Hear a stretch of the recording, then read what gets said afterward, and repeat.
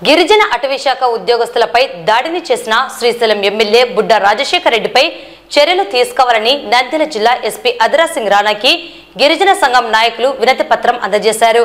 Srisailam MLA బుడ్డ రాజశేఖర్ రెడ్డిపై kidnap మరియు ఎస్సీ ఎస్టీ కేసు నమోదు చేయాలని, టీడీపీ పార్టీ నుండి శ్రీశైలం ఎమ్మెల్యే బుడ్డాను సస్పెండ్ చేసి పార్టీ సభ్యత్వం రద్దు చేయాలని డిమాండ్ చేశారు.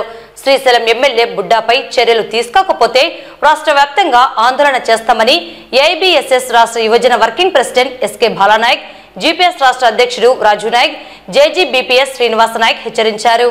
నిన్న ఫారెస్ట్ అధికారులపై జరిగిన దాడి ఏమైనా చర్య 10 మందికి చెప్పవలసిన ఆత్మకూరు శ్రీశైలం శాసనసభ్యులు రాజారెడ్డి రాజన్న గాని ఇలాంటి సంఘటనలకు పాల్పడడం అనేది చాలా దురదృష్టకర విషయం. ఎందుకంటే అక్కడ పనిచేస్తున్న ఒక ఎస్సీ అతను, ఒక ఎస్టీ అతను, ఒక ముస్లిం రాష్ట్ర ప్రభుత్వం ఏమో అందరినీ అనేక విధాలుగా అభివృద్ధి బాట నడిపించాలనుకుని రాష్ట్ర ముఖ్యమంత్రి చంద్రబాబు నాయుడు ఒక పక్క అనుకుంటా ఉంటే, మరోపక్క దళితులపై గిరిజనులపై దాడి చేయడము అది ఎంత మాత్రం సమంజసమో అది రాజానికి అర్థమవుతుంది. డ్యూటీలో ఉండగా, యూనిఫామ్ లో ఉండగా ఒక వ్యక్తి పైన దాడి చేసి వారిని అక్కడి నుంచి దాదాపు 70 కిలోమీటర్ల దూరం, దాదాపు 70-75 కిలోమీటర్లు తీసుకెళ్లి సున్నిపెంట శ్రీశైలంలో తిప్పుతూ వారిని కొడుతూ వాళ్ళ చెప్పుల కింద కూర్చోపెట్టుకోవడం, వాళ్ళను కులాల పేరు పెట్టి దూషించడం చాలా బాధాకర విషయం. కానీ ఇప్పటికైనా రాష్ట్ర ముఖ్యమంత్రి వర్యులకు మేము ఒకటే తెలియజేసుకున్నాం, ఇలాంటి సంఘటనలు పునరావృతం కాకుండా చూడవలసిన బాధ్యత ఎంతైనా ఉంది.